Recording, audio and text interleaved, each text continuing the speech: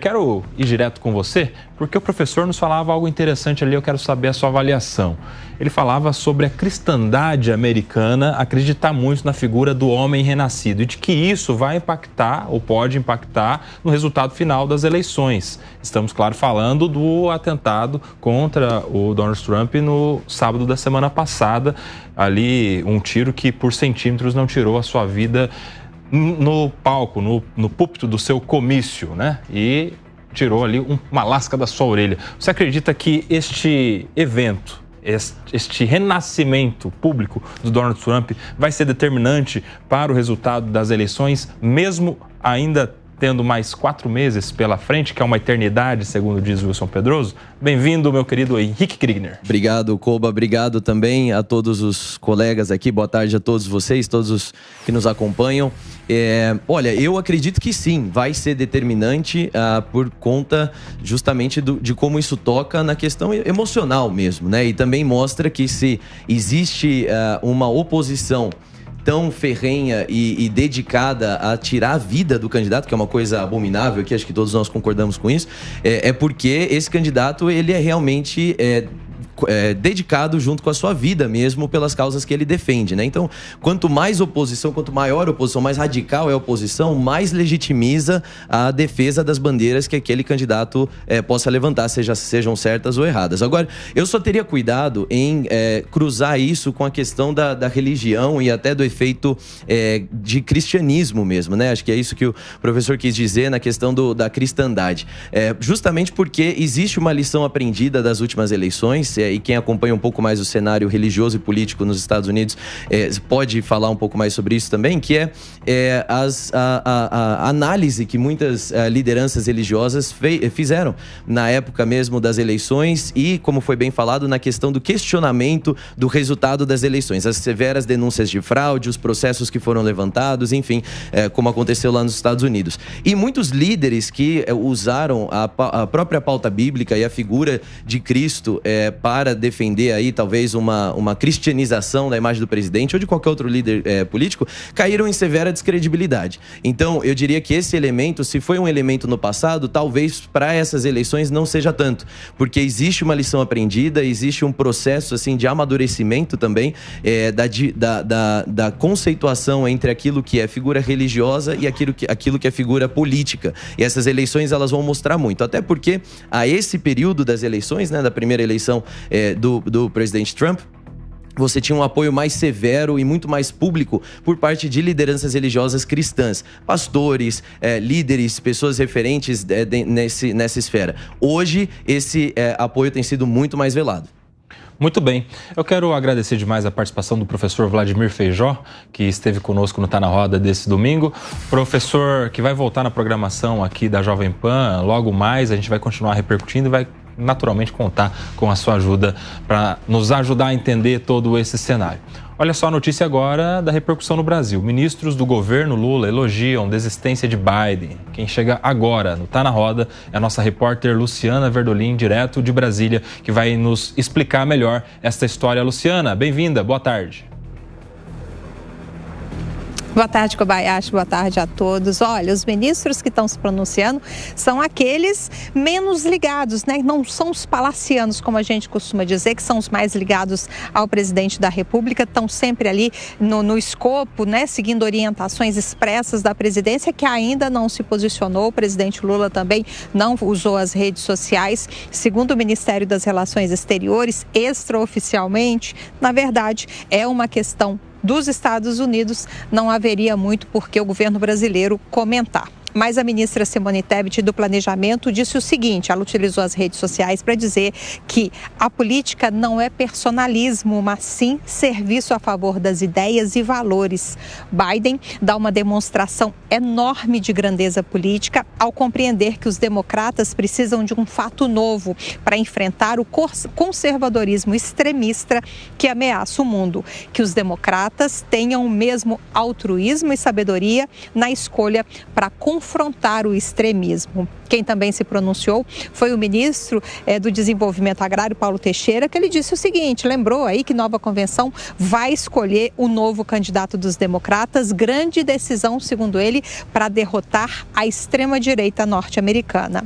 O filho do presidente Jair Bolsonaro, do ex-presidente Jair Bolsonaro, o senador Flávio Bolsonaro, até foi irônico nas redes sociais, disse o seguinte, Biden nos Estados Unidos está fora, quando o Biden brasileiro vai sair?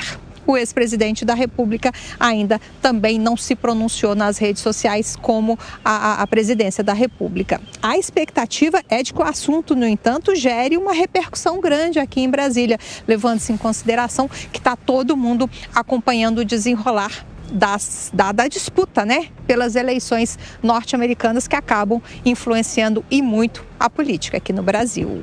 Tá aí, Luciana Verdolim, direto de Brasília, com as repercussões aqui, com as manifestações no Brasil sobre essa desistência de Joe Biden. Obrigado, viu, Luciana Verdolim, que também volta na programação da Jovem Pan. Guilherme Mendes, quero a sua avaliação. Há uma comemoração aqui no Brasil sobre esta desistência de Joe Biden. Aqueles ligados à base governista, os próprios ministros do presidente Lula, elogiam Biden porque ele estaria com uma nobreza tão grande de deixar os seus interesses pessoais em prol de um interesse político, de um interesse coletivo. Já o outro lado comemora no sentido de que Joe Biden está tão fraco que se quer ir lá disputar, irá para o ringue eleitoral com Donald Trump. Quero a sua avaliação, meu amigo Guilherme Mendes. Nelson, eu imagino que quem estava feliz em enfrentar o candidato Joe Biden deve agora, de uma certa forma, estar preocupado, porque eu comungo da opinião aqui dos colegas da mesa de que são outras eleições, não é? Primeiro, porque falta bastante tempo, são 4 meses, é um tempo considerável.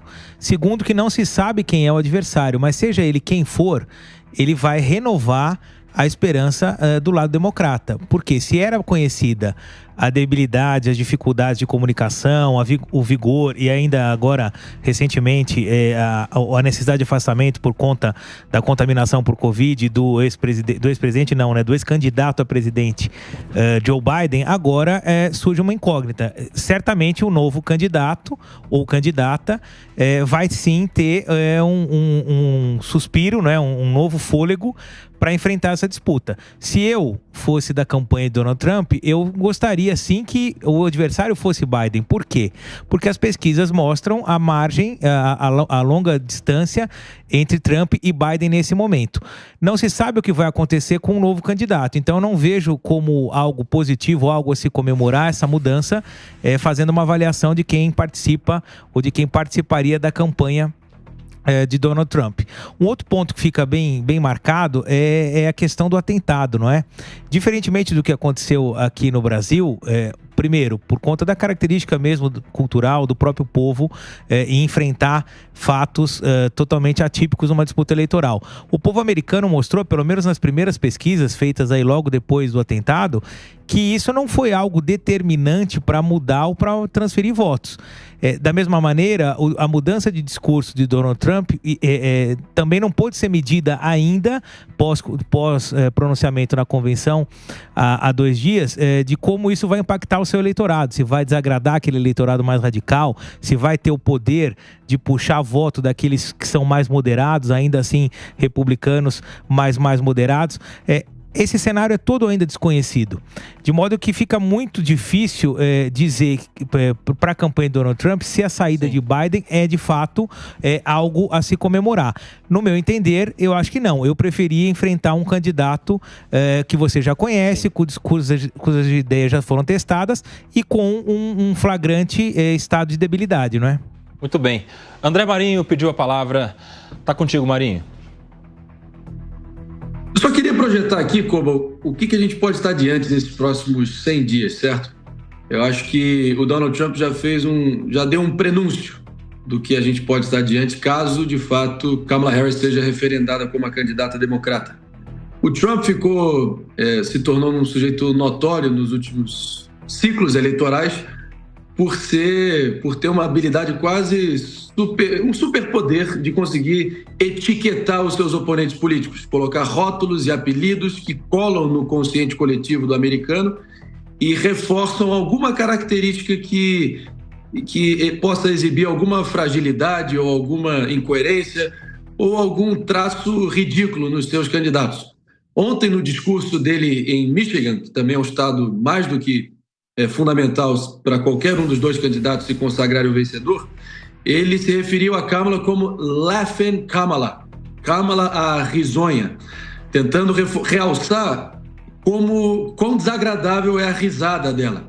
E, de fato, é uma risada um pouco histérica, que realmente pode acabar colando na imagem que o povo como um todo a perceba de agora em diante e sempre fique lembrando, na primeira vez que ela emitir a próxima risada, vão lembrar o quão desagradável possa ser ter que lidar com ela na presidência pelos próximos 4 anos.